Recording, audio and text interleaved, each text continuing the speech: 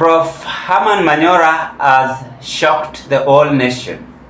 By 4 o'clock, Kalonzo Musyoka will have 70% against William Ruto, who will be behind Kalonzo Musyoka in this general election 2027. Without wasting of time, in an interview which was done to Prof, he has officially comes out and confirming to us that Kalonzo Musyoka is definitely going to defeat William Ruto. Even before I display the Star headline newspaper, let's listen to this video. If elections were to be called today morning, by 4 o'clock, Kalonzo will be having 70% of the votes. Okay, why do you say this? But it's obvious, we live in this country. Where would we live? You think you need opinion polls? No, we have the pulse of this country. We know this country. We live in this country. This country is so easy to know what's going on because this country is an ethnic configuration politically. So you say if somebody has Mount Kenya and they have Eastern, what we used to call Eastern province, the Kamba, Meru, Embu, and all those kind of people. Then the central, so-called Mount Kenya, plus Akamba, Gema with A standing for Akamba instead of association. Then they have Western, former Western province, the Abaluya nation. Then they have perhaps the Abagusi nation. So what else are you looking for? You know, how can you beat a formation like that? You can actually. No, I'm saying, I'm making my very distinctive point, and it's in the interest of those who work for Ruto, if they are listening. Because it's their work to listen. Some of them, that's how they earn their salary, to listen. And listen to what Manyora is saying. Yes. According to our tribal arithmetics, because tribe so far is the only demography we have, so far. Politically, yes. We are going to have other demographies, including Gen Zs are going to be a new demography, maybe religion kidogo, which may be very sad. But for now, we only have one demography. Tribe trumps all these things that you're saying. Yes. So now, it is the largest demography. So now, if elections were called today, you know the way even Uhuru spoke recently, the interpretation the country gave, and including his own constituent in Mount Kenya, is that he's joining ranks with Gachagua to support Kalonzo. And that Matiang'i is part of that configuration. So that's why I'm saying Kalonzo Musyoka and Gachagua, didn't I? Now you see where the trouble comes in. Let's peruse together what the Star newspaper is telling us here. 2027 epic race, Ruto numbers against Kalonzo Gachagua. By the way, let me ask you this simple question. Where will William Ruto hide? And where will William Ruto get these votes from Mount Kenya? If the same Mount Kenyans who used to support him are no longer having any political interest with him. Let's be honest on this. So I suggest, and I think Prof. Haman Manyora is very right. When you add central votes and you add Eastern, then it's automatically gone that way. So William Ruto is done and dusted here. And that is why he's bitter and feeling uncomfortable seeing Gachagua's team really campaigning, walking door to door, even at Mbeere North, just to ensure that UDA is no longer needed in Mount Kenya. Another observation which I intend to believe it's going to happen so is the Kamba community. The Kamba community assume gives Kalonzo Musyoka 95% or 80 or 90 and that 10% for William Ruto. If they gave Raila Odinga 95%, in fact 100% block, what about William Ruto, who has demeaned their son severally, tortured Kalonzo left, right and center? Do you think they are going to vote for him? Another question.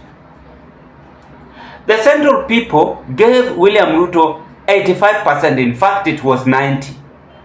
Na wakasema ya kwamba si maombi, si uchawi ni maombi. With the belief of saying that they were punishing Uhuru Kenyatta. Today the same Mount Kenyans, William Ruto did a blunder, betrayed them immediately after he had gone in the office. starts working, then later turn wild, and he started with their own son who made him to become president. That is Rigathi Gachagua. Let's be honest and factual. So according to me, Manyora is very right that Kalonzo Musyoka is going to defeat William Ruto with 70 plus. And this is what William Ruto is going to do. He cannot hand over power easily. He will either be sworn in by military by force, and it's going to be total bloodshed, because he's not going to believe. William Ruto is a man who believes that he's always a winner, whether right or not. He's not going to hand over power easily. I'm telling the truth. But ground is not favoring William Ruto as we speak. Let's be honest. And the only people who might challenge the Gikuyu community are from Nyanza. Unless Nyanza people decide to say, let's vote for him. When I talk about Nyanza, Luo's community, if Luo's votes will be given to William Ruto, then therefore Kalonzo might have another trouble.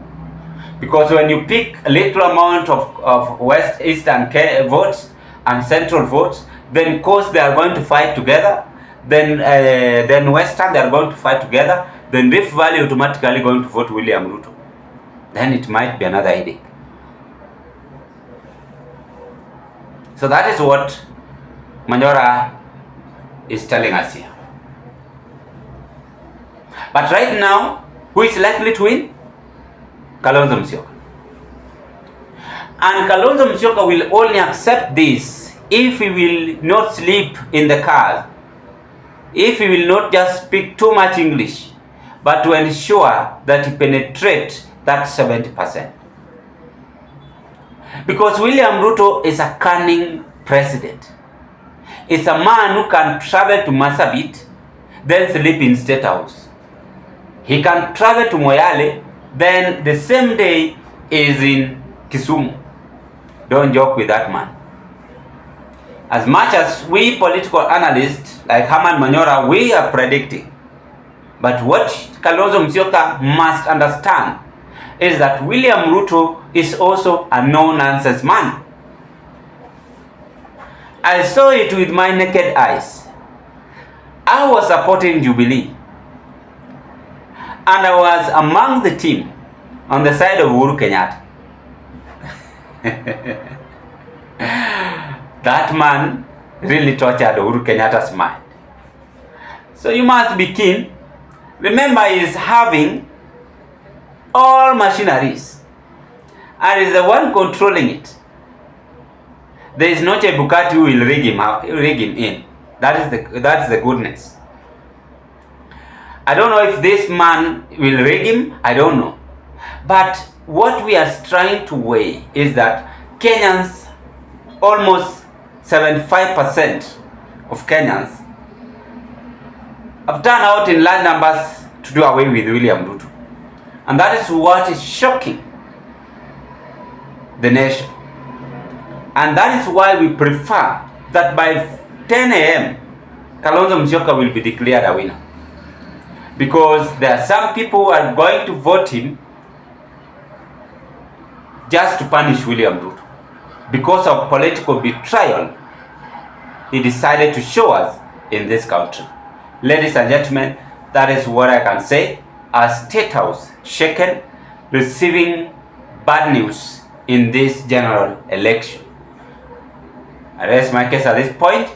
And if you are first-time viewer watching me in this broadcast and having interest to proceed with this kind of political discussion, I request you kindly do me a favor. Take a 1 second, click that notification bell and subscribe to our YouTube channel. Like my video, share my video to your friends, family and relatives. Bye bye and thank you so much.